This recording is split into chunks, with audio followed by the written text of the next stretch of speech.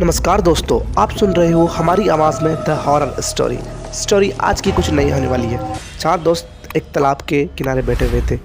तभी उनके मन में विचार आता है कि यार कुछ ना कुछ घटना का या किस्सा सुनाओ डरावना, जिससे हमारी रूह कांप जाए।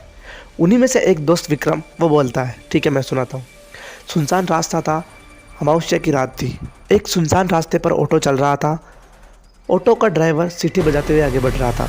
तभी उसको एक हाथ सामने से दिखाई देता है और वो हाथ के साथ रुक जाता है।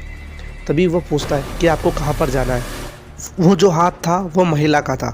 वो महिला कहती है आगे के नुक्कड़ पे, वहाँ पे छोड़ देना। तो वहाँ पे ऑटो में बैठा लेता है और उसको लेकर चला जाता है। रास्ते में उसने पूछा कि मैडम आपको कहाँ जाना है। तो मैडम गुस्से में बोलते, अभी तो कहा कि नुक्कड़ पे।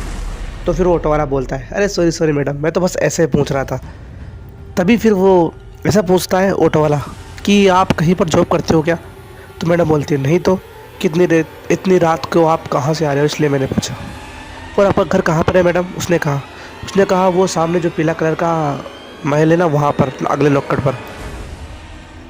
तभी ड्राइवर सोचने लगा ये क्या बोल रही है। वापस दोबारा पूछा, अरे मैडम क्या मजाक कर रहे हो। उसने कहा मैं मजाक क्यों करूँगी, सीरियस कह रही हूँ। तो फिर वो बोलता है कि मैंने तो उस महल के बारे में और उस खंडर भवन के बारे में ऐसा सुना है कि आप वहाँ पर आत्माएं रहती है। ऐसा कहते कहते वो भवन आ गया और वो रुक गया। तो वो बोलती है औरत ऑटो से उतरकर कि तुम थोड़ी देर 2 मिनट रुको, मैं ऊपर से पैसे लेकर आती हूँ। तो वो गई। तो ऑटो वाला उस महल को ही देख रहा था। पूरा सुनसान महल था, लाइट बंद थी, खंडर सा लग रहा था। जैसे वो अंदर गई लाइट जलने लगी, ऊपर के फ्लोर की भी लाइट जली और खिड़की का पर्दा हटाया उस औरत ने और पूछा, भैया 500 के खुले तो है ना।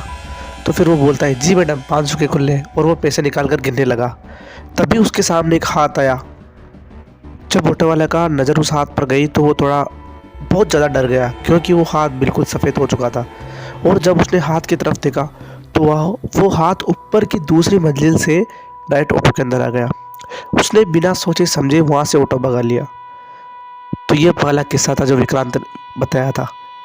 तो सभी दोस्त बोलते, अरे रे ये कोई डरावना किस्सा नहीं है, अच्छा नहीं लगा यार, कोई दूसरा बता। तो वो बोलते, दूसरे दोस्त बोलते, अच्छा ये क्या अच्छा नहीं लगा तेरे को, ठीक है। उनमें से मनोज बोलता है कि मैं बताता हूँ एक कहानी।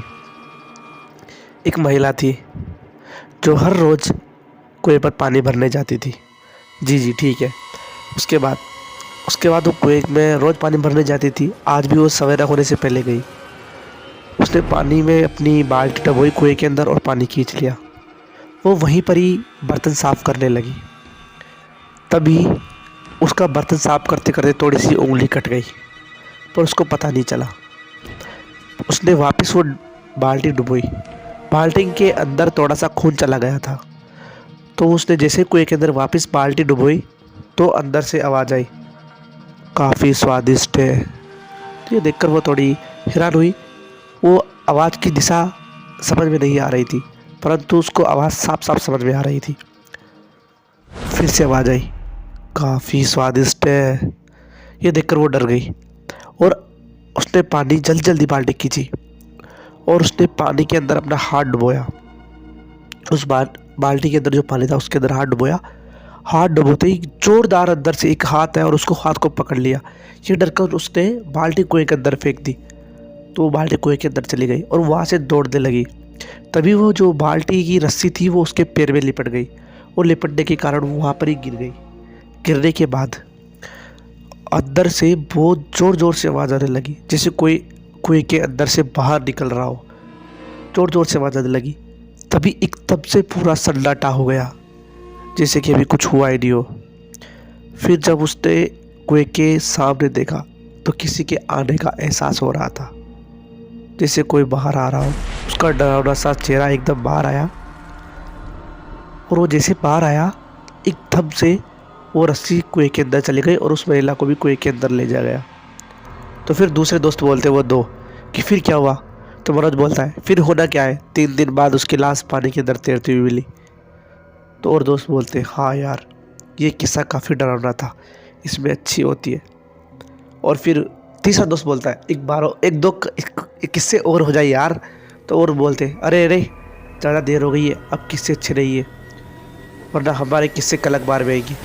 तो फिर वो दूसरा एक दोस्त बोलता है जिसका नाम विष्णु होता है। विष्णु बोलता है मैं ऐसी चीज़ों से डरता भी नहीं हूँ बिल्कुल। तो फिर वो बोलता है क्यों। वो विक्रांत और मनोज बोलता है हम जिस तालाब के किनारे बैठे हैं ना, वो भी एक भूतिया तालाब है, इसके अंदर भी एक आत्मा है।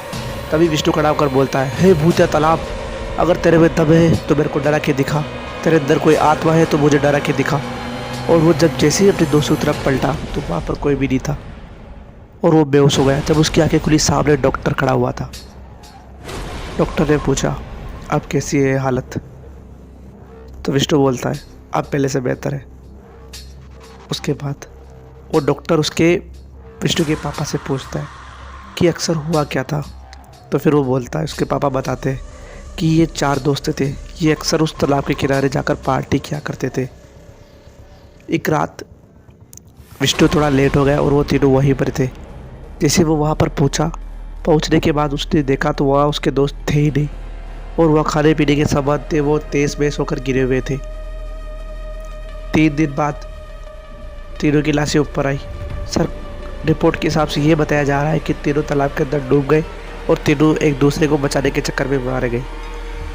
और मेरा बेटा विष्णु, इसको आज भी ऐसा लगता है कि तीनों दोस्त इसके वहीं पर है, इसलिए वो वहीं पर रोज जाता है। इसलिए इसको फिर वो जो तालाब से ये कह रहा था कि डरे तो मेरे को दिखा, डरा के दिखा, तब ये जब ये कहा नहीं था उससे पहले इसके दोस्त इसके साथ भी नहीं थे। और जब ये कहकर ये पीछे मुड़ा तो इसके दोस्त वहाँ पर नहीं थे, इसलिए ये बेहोश हो गया था। इसको आज भी लगता है कि मेरे दोस्त जिंदा है। दोस्तों कहानी अच्छी लगी हो तो वीडियो को लाइक कर देना, चैनल को सब्सक्राइब कर देना। ये वीडियो केवल मनोरंजन के लिए था, कृपया करके सीरियस ना लें। धन्यवाद मेरे प्यारे दोस्तों।